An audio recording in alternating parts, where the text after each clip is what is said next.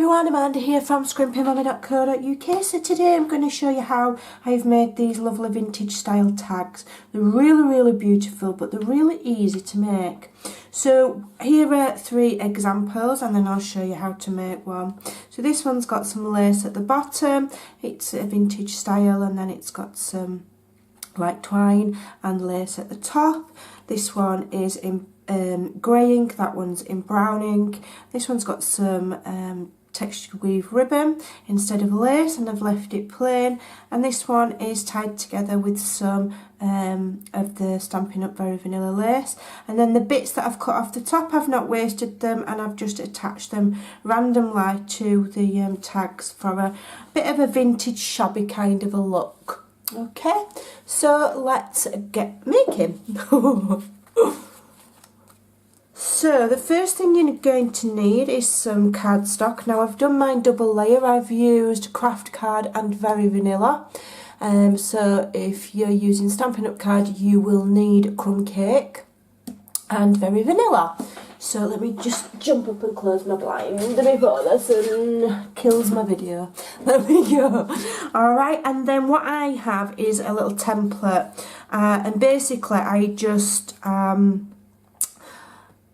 chop off the corners to the angle that I like, so they're both the same, and then I keep this little, so I've made myself a little template. So this measures 2 by 2.5 by, is it 2.5 by 4.5? 2.5 by 4.5, so that's the size of doing them. I'm doing them both the same. So I'm going to use my template, I'm going to put both my pieces together using my template. I'm just going to snip those corners off. You can make this really easily. Just to have a play with a bit of scrap cardstock until you get an angle that you like. And whatever you cut off one side, whatever you cut off there, turn it over and cut it off the same at the other side. It's very simple. Okie dokie. Let me just put my phone on silent because I always do forget. So I'm using the beautiful new fanciful fragrance, and I'm using this script stamp, and then I've taken a butterfly from Butterfly Wishes. Okay, beautiful, both of them. And what I'm going to do is I'm going to do the crumb cake colour. I think I like that ever so slightly more than doing it in, I did the other one in basic grey. So I've got crumb cake, and what I'm going to do first of all is I'm going to get my script stamp. I've just put a little sticker at the top there because I never put the stickers on the back of my stamps. It's just a little bit of a lazy habit. So I've just put that little sticker there so I know which way up that script is going. And so I'm going to ink it up, and then I'm going to just stamp it off, I think. And then I'm just going to stamp randomly, quite randomly. Stamping off because I want it quite light, and there again, just totally random. And then with my butterfly stamp, I'm going in again and putting plenty of ink on, and in the space there I'm going to stamp 1, and then on my second I'm going to go up 1, and that'll be a lighter one, and then I'll go down to the bottom and that'll be even lighter. Okay, but you can do any combination that you like. They're all different. I've done them all slightly different. That one's got 2, that one's got 1, that one's got 2. I've done loads. You can make any combination that you like. Alright, and then what I've done with this one is I've run it through the Scripter embossing folder. So here is the result of that. And then I've got a slightly darker colour ink. So for this I'm using Soft Suede. And this is where my fingers get all inky again. I've managed to get them clean, but they're going to go all inky again. So I'm just move that to one side, and I'll do this first. Plenty on my sponge there. Okay, plenty on, dab it a little bit, and then just rub it all over. Okay, it will bring out that script, make it a little bit more prominent, and then pick it up, and I'm going to ink the edges to make those nice and dark and vintagey. Okay, doke. And I always go a little heavier on the corners. And then I'm going to grab the one that I've stamped and I'm just going to flick that same colour around the edges. Being careful not to get thumbprints on my on my design. And then again, I'm just going to flick a little extra around the corners just to give it that kind of more vintage style look. And a little bit more up here. Alright. Okay.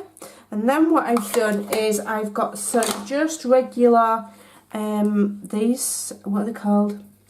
I don't know what they're actually called. Reinforcement stickers, it says on the label. So I've got some of those, and to get them, obviously they're white and this is very vanilla. So I have just got the sponge and I've just gone over a couple like so, so that I can use them. Alright. So then I'm going to put both the tags together like so, and I'm going to punch a hole. You can use any, I just use this because I've got it and I love it. You can use any hole punch, and I'm using the, is it the 1/8 of an inch one? I think it's the larger hole anyway, which is a standard kind of hole punch hole. I'm just kind of eyeballing the centre there, I'm not worried too much. Okay, so I'll get one of my stickers that I've inked and I'll put that over there like so, and then I'm going to pick my trims. So I've got this textured weave ribbon. What else have I got? I've got this one, which is a braided linen trim. I've got some very vanilla lace somewhere on my desk, I'm quite sure, there it is. Some of this very vanilla lace. So what shall we have? I think I might just add some of the lace to the bottom and show you just how I did it and how lovely it looks. So I'm just grabbing some glue and I'm going to do, let me just get it flowing, a very thin line of glue on the bottom. You don't need a lot. Alright, just bob that away and then just line up my lace like so, and just have it just peeking at the bottom, and then just tap the lace very gently into the glue and just give it a minute to dry. Alright, I'm just going to leave that to dry a minute before I trim it off, and I'm going to make a really quick sentiment, and I'm going to use one of these that I've got on my desk from making my journals. I'm going to use my classic label punch to punch that out, and it says Journey. It's one of the freebies that I use a lot from Angela. Not Angela, Andrea. I'm giving her a different name, from Artie Mays. And there we go. And then I'm going to just use that same brown ink that's left on my sponge, because this is white cardstock, but I wanted it to stand out anyway. But I'm just going to ink it a right little bit, and then what I'll do is, what shall I do? I want that on there, I think, like that. What I'm going to do is I'm going to, let me just have a look at these trims again. Will that fit on there, or is it too... Oh, I've got some of this on my desk. Some of this burlappy ribbon stuff, we'll have that. This'll do. I've got all sorts on my desk, me. Shall we, or shall I have some of this cardboard? I quite like the cardboard. Let's have the cardboard. So this is just from Packing Box. It's probably come from one of my Stampin' Up boxes, I don't know. And I just tear some of that off, chuck it to one side. Alright. And then I will just glue that on there.